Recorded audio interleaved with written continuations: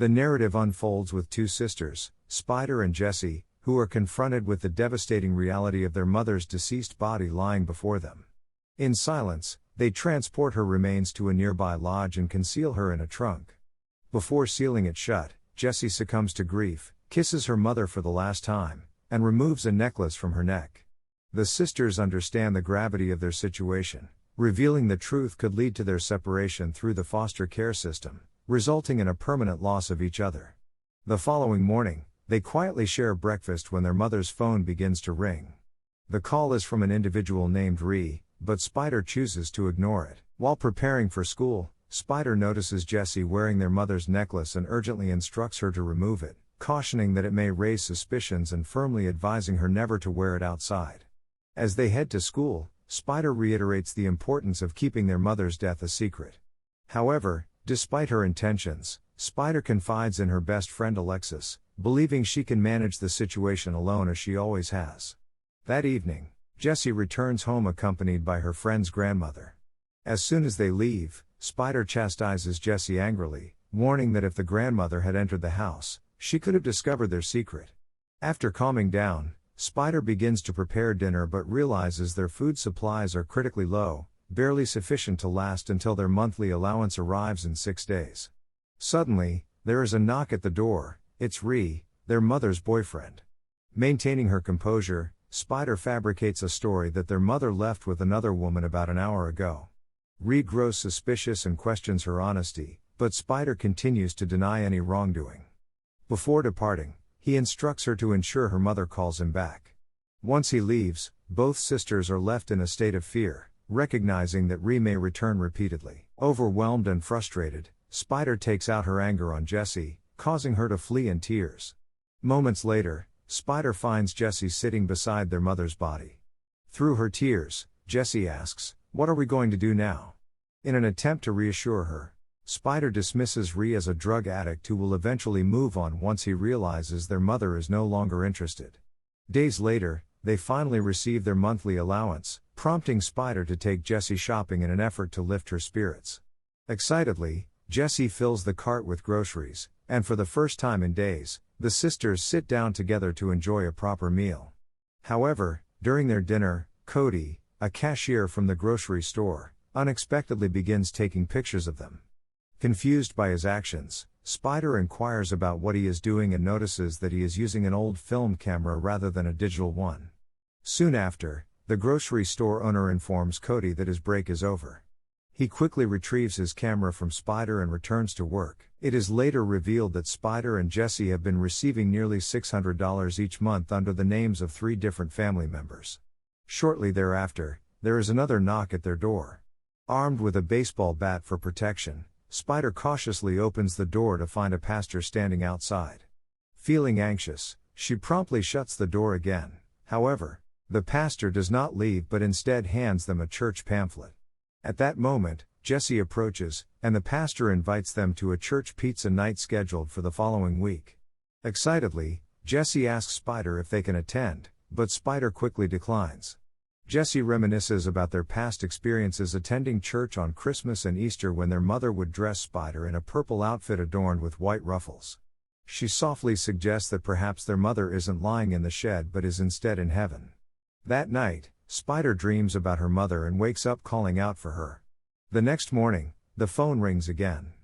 This time, it's Child Services.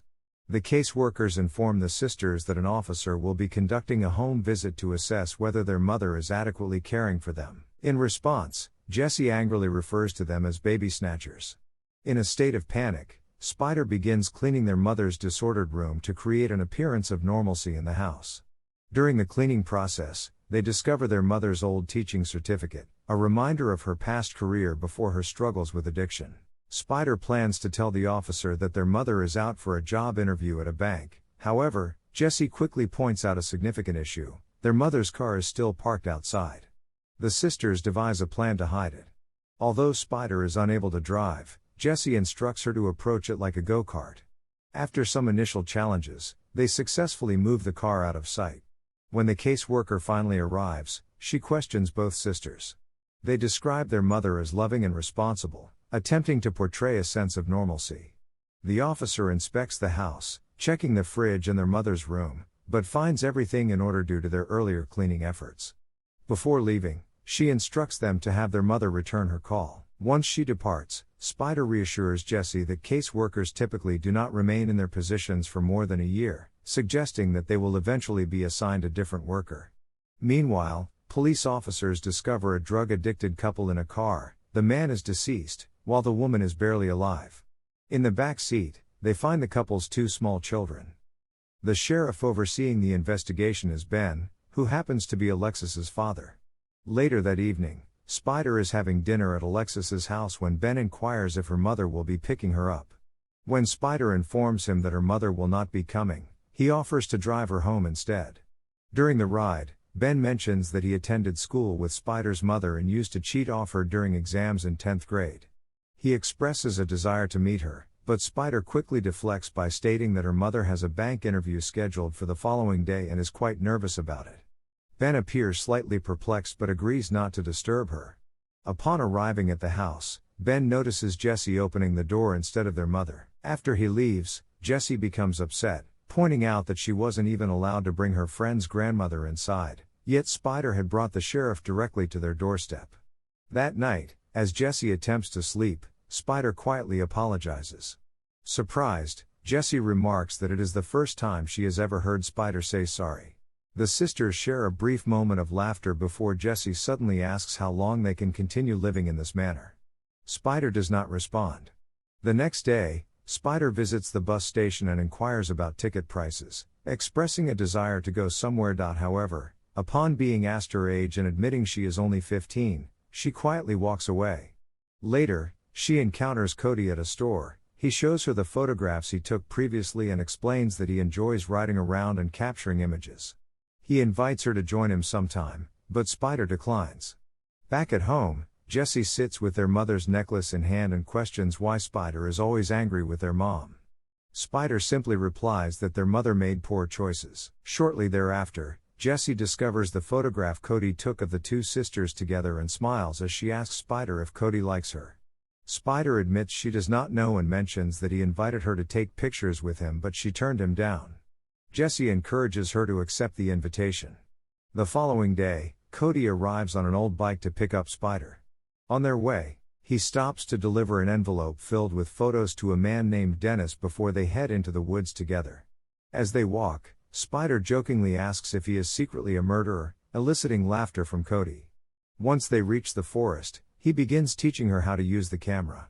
Meanwhile, Ben stops by Spider's house but receives no response when he knocks on the door. As he looks around, he notices their mother's car nearby and starts checking it. He even spots the lodge close to the house. But before he can look into things further, he gets called away to another case. At the same time, Spider and Cody spend time together developing photos. Spider notices that Cody has pictures of many different people, including Dennis, the man he delivered the envelope to earlier. Cody explains that Dennis makes fake certificates for people. After they finish, Spider asks Cody to drop her off a little away from her house instead of directly outside. Before leaving, Cody hands her a small digital camera and tells her to keep it for now. Back home, Jessie immediately starts teasing Spider about her date. Despite everything happening around them, the sisters still try to enjoy small moments together and keep each other happy. But a few days later, while they're outside eating fries at a restaurant, Reese suddenly shows up. He angrily asks why their mother hasn't contacted him in so long. Then he warns Spider to tell her mom that if she doesn't want to be with him anymore, she should at least return the $300 she owes him by Friday. The sisters are left worried because they barely have enough money to survive themselves. The next day, Spider goes to a pawn shop and sells the digital camera Cody gave her, but she only gets $50 for it. Realizing it's still not enough, she reluctantly pawns her mother's necklace too. Before leaving, Spider asks the shopkeeper to hold on to it because she plans to buy it back later, but the man tells her she'll have to pay double if she wants it returned. That night, Spider takes the money to Ree. When she walks up to his van, it seems empty at first, but Ree suddenly appears from behind it. Spider hands him the cash. But instead of letting her leave, Ree tries to keep her there. He creepily tells her to stay for a while and says he'll show her why her mother was so obsessed with him. Then he starts questioning where her mom really is. She understood that if her mother had truly been clean, she would never have sent Spider to that house alone. His words cut deep, and Spider fled in tears. Upon returning home, all the pent-up anger she had been suppressing finally erupted. She began kicking the trunk, cursing her mother's name over and over, screaming with every ounce of hatred she could muster.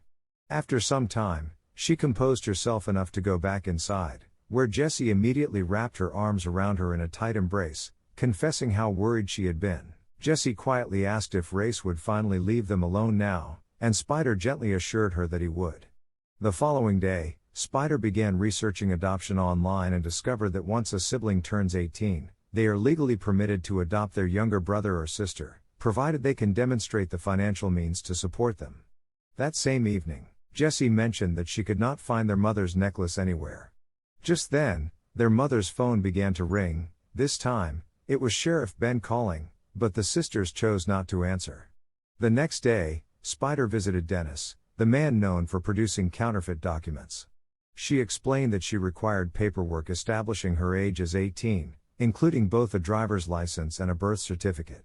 Dennis mentioned that he had a daughter around Spider's age before quoting his price. However, when Spider admitted she had no money, he grew curious and asked why she needed the falsified identification in the first place. After listening to her story, Dennis took pity on her and offered his services free of charge. Back at the house, Spider confided in Alexis, revealing her full plan.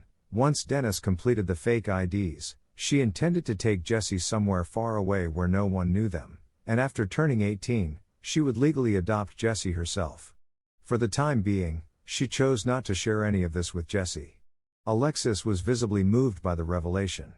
The next day, Spider returned to the pawn shop hoping to buy back Cody's camera, but it had already been sold. Instead, she spent $70 on another digital camera that appeared identical. After the purchase, however, she no longer had enough money left to reclaim her mother's necklace. She later returned the new camera to Cody, but he told her she need not have done so, as he already owned many similar cameras. He invited her to spend time together again, but she attempted to decline, citing her busy schedule. Nevertheless, Cody managed to persuade her. Using the new camera, Spider began taking photographs herself, and gradually, she found herself genuinely enjoying Cody's company. One day, however, the child services officer returned for an inspection. She searched the house and found no one present. From outside, she noticed the nearby lodge, unaware that Spider and Jessie were hiding inside it the entire time. After waiting for a while, the officer eventually departed.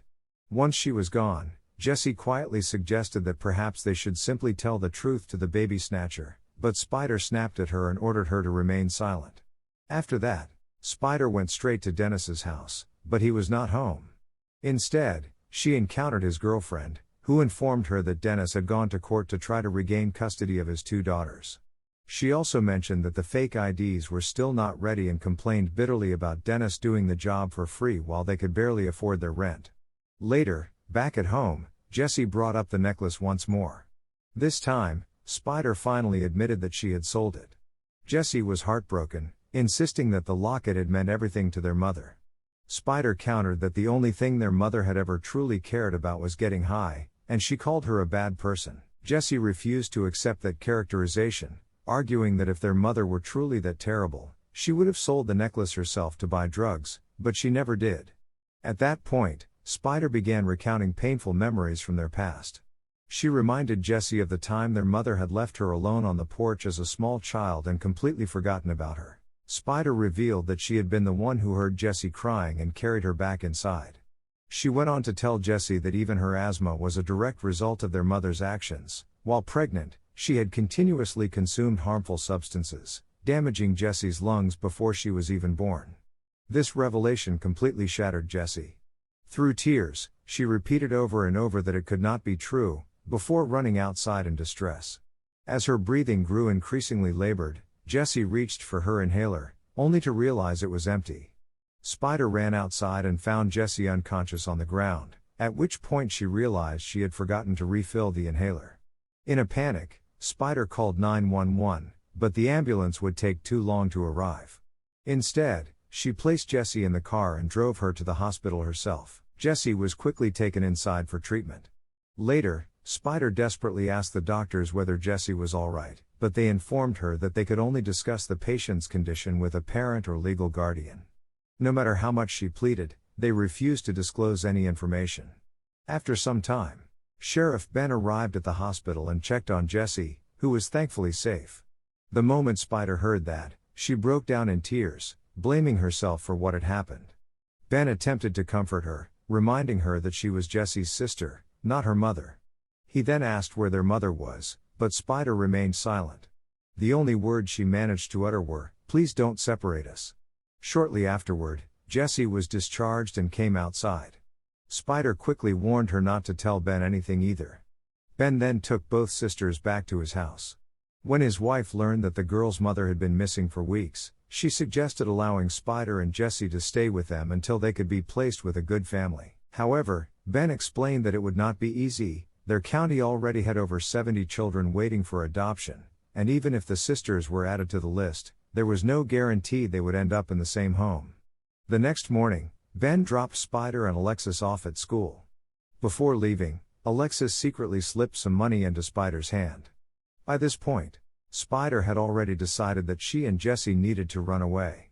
She went to Dennis and finally picked up the fake IDs. However, when she arrived at Jessie's school, she realized Jessie had already gone home. Spider rushed back to the house and immediately began packing their belongings. Confused, Jessie asked what was happening, and Spider told her they had to leave before Child Services eventually took them away. But Jessie refused to go, insisting that she did not want to leave her friends behind or abandon their mother like that. Frustrated and overwhelmed, Spider suddenly slaps her. At that precise moment, Ree bursts into the house. He grabs Spider and pins her against the wall, accusing her of concealing the truth. Ree claims he knows their mother is dead and asserts that Spider has been keeping the extra $200 for herself. He then informs her that, moving forward, he expects $200 every month in exchange for his silence regarding their secret. However, it soon becomes evident that money is not the only thing Ree wants from Spider. In a sudden burst of defiance, Spider kicks Ree in the groin, prompting him to lash out violently at her. Jessie jumps in and bites his ear, but Ree shoves her into the wall, knocking her unconscious. In the midst of the struggle, Spider grabs a baseball bat and strikes him. Some time later, Jessie regains consciousness and asks about Ree. Spider assures her that he is gone. Jessie then quietly tells Spider that she no longer wants to run away, and the two sisters sit together in silence for a while. After that, Spider begins singing one of the songs their mother used to sing, and Jessie slowly joins in with her.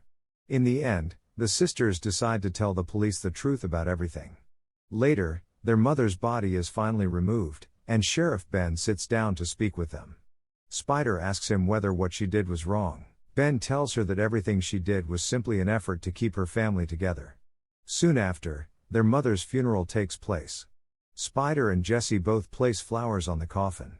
Cody also shows up to offer his support to Spider during the funeral. At the conclusion, Spider holds the necklace that once belonged to their mother.